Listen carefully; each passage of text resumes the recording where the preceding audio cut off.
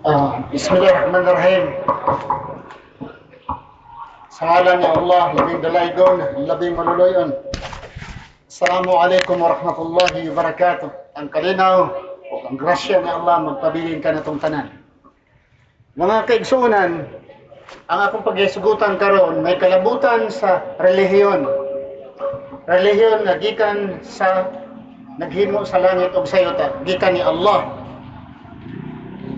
O ang sa standpoint namo mga Muslim tungkol sa relihiyon. Kami mga Muslim, hindi kami naniniwala na ang relihiyon ay pwede gawin ng tao. To be founded by human being, hindi kami naniniwala. Dahil ang tunay na relihiyon, dapat ang Diyos lang ang gumagawa or nagbigay ng pahintulot sa tao kung ano ang relihiyon. Ano bang ibig sabihin ng relihiyon? Kadaghan ng mga tao ron, damo mga kadyanan subong, basta relihiyon na iya, ang hambalan na relihiyon na ay bawal sa ila. Ang silen nila, wala ko relihiyon.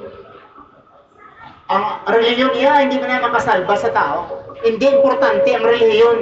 Ang relihiyon niya, relationship. Relationship daw between God and human being, relationship. Ano? Nobya kag nobyo? Nobya kag nobyo kay relationship. Anong relationship? Mr. and Mrs. Relationship. Mga jowa, relationship. Ang mga jowa ngayon, mayroon silang relationship, ina-apply din nila sa Diyos.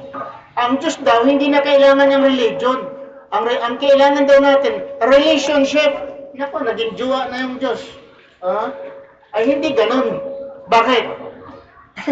Kung sabihin mo nga relationship between God and human being, you put God level to human being.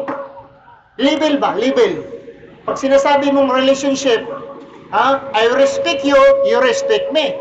I will protect you, you will protect me. Ay, hindi ganun ang Diyos. God, no need protection for God.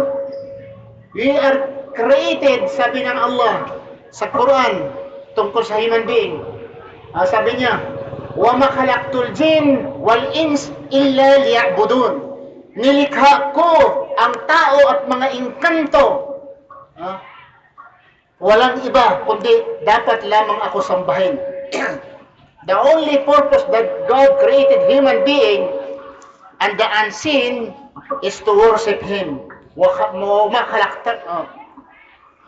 خَلَقْتُ الْجِنَّ وَالْإِنسَ إِلَّا لِيَعْبُدُونَ.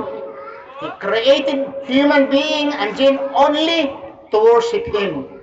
Worship, dili relationship. Kaya kung you will say nga, relationship, ay parang jowa mo ng Diyos. Mali po. At hindi po kami naniniwala na ang Diyos nagbigay ng iba-ibang relihiyon.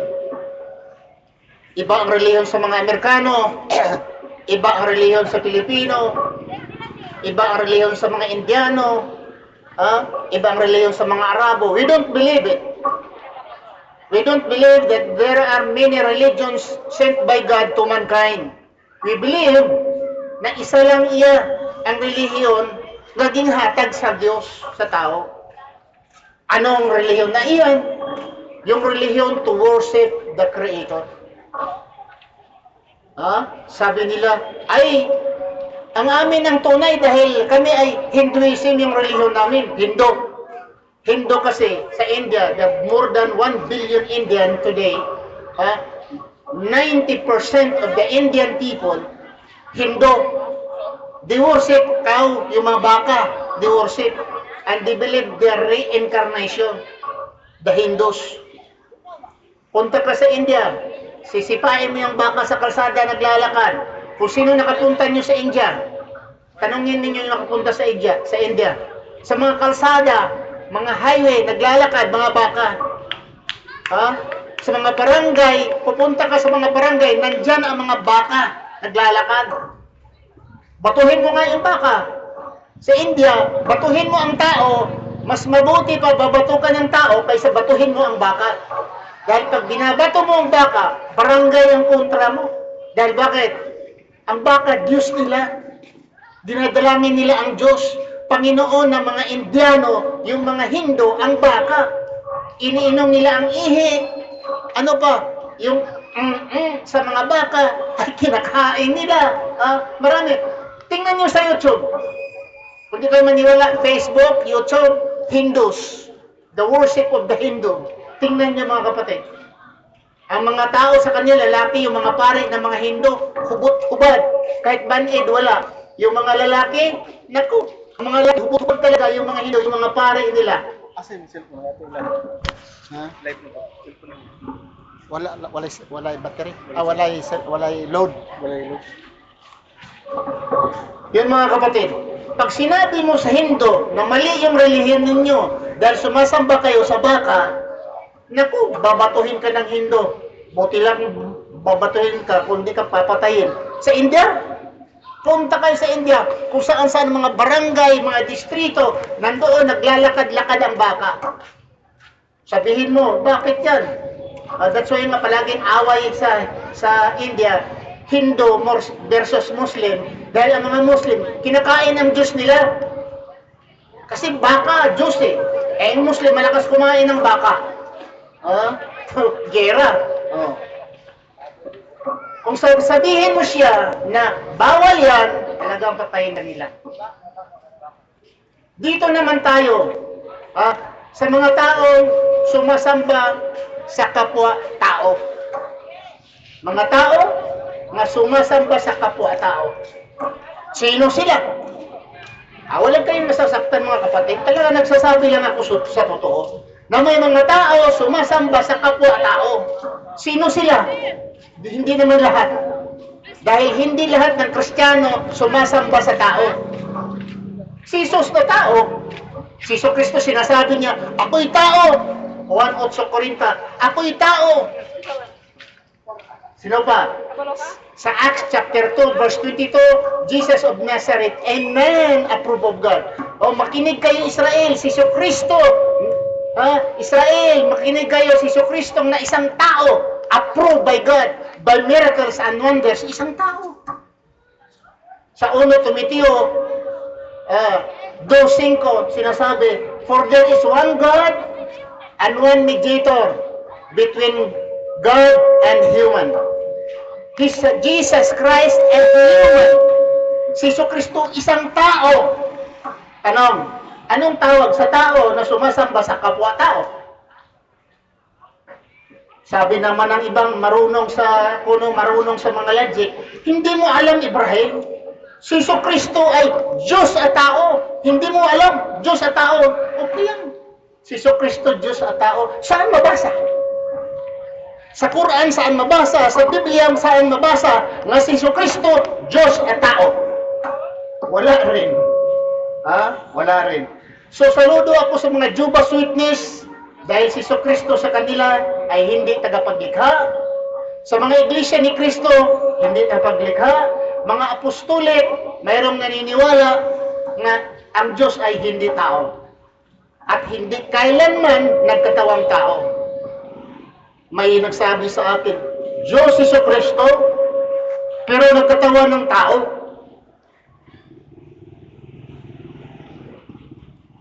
Tanong ko naman, ilan ba ang Diyos? Isa. Isa lang ang Diyos. Tapos yung Diyos na isa, nagkatawan ng tao. Tama? Oo. Ang isang Diyos, nagkatawan ng tao. Kung ang isang Diyos nagkatawan ng tao, may Diyos ba? Wala na. Di wala na. Isa lang siya nagkatawan ng tao, di wala ng Diyos. Naging tao na. Example, ako ngayon, tao. May kapangyarihan ako. Sasabihin ko, sa sarili ko, kasi makapangyarihan ako. Ako si Ibrahim Romas. Ako'y tao. Ako'y maging aso ngayon. Aso na. May dumating dito. Kilala niyo si Ibrahim Romas? Yung menunal dito? Muslim na yun, mahaba ang balbas, puti. Sabihin naman ang kasama ko, Kanina, nandito siya. Ngayon, wala na. Bakit? Naging aso na siya eh.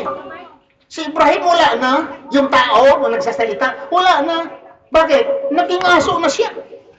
The same. If the only God, creator of heaven and earth, who made himself into human, the question is, sino pa ang Diyos? Ayun mga kapatid, paano natin sagot? Sabi naman nila, magawa na ng Diyos ang lahat eh.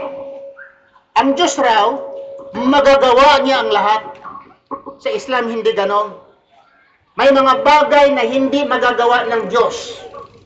Maniniwala kayo mga kapatid. May mga bagay na hindi magagawa ng Diyos. For example, question, God can create another God? Ang Diyos po ba ay makalikha ng Diyos? Ay hindi. Dahil ang Diyos walang simulan at walang katapusan.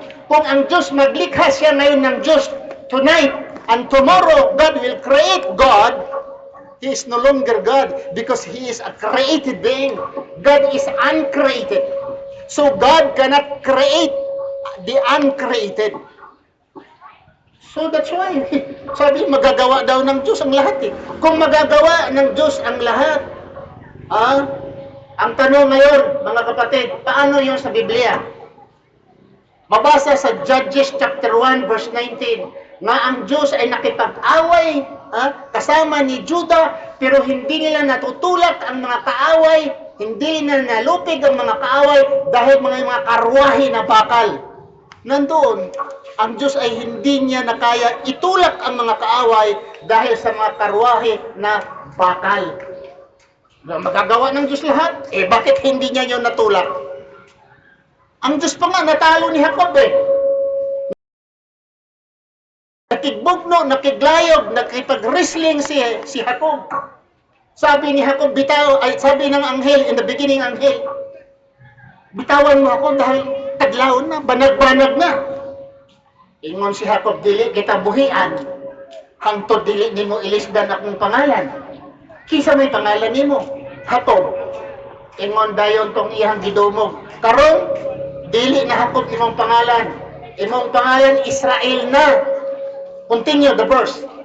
That place is called wrestled with God, and he saw God face to face. Nagkita daw niya ang Diyos face to face, nakapag-wrestling daw.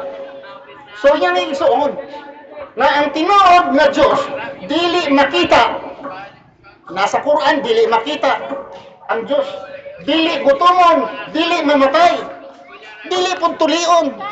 Kaya kung tulion ang usa ka Diyos, ay peligro. May Diyos ka nga tuli. Yung pinang ubad kinyo ang Diyos.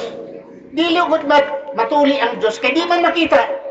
Kung saan yung pagtuli sa usa ka Diyos nga di man makita. Nagsulti ang Biblia sa 1 Timoteo 1:17. Nagsulti usab din sa Quran, nagsulti usab na ang Diyos dili makita. O dili siya sama sa usa ka tawo. Walay pareho kaniya ang Diyos. Kung basahon nato dire, Numbers 19:27, ang Diyos dili tao. Ang Diyos, God is not a man. Dili daw Diyos, ang Diyos ay dili tao. Kung gihimo sa Diyos ang usa ka tawo, dili matawag og Diyos. Kung anong hiyon nimo sa dinhita sa Biblia, mingon mo nga anong Biblia man igsoon,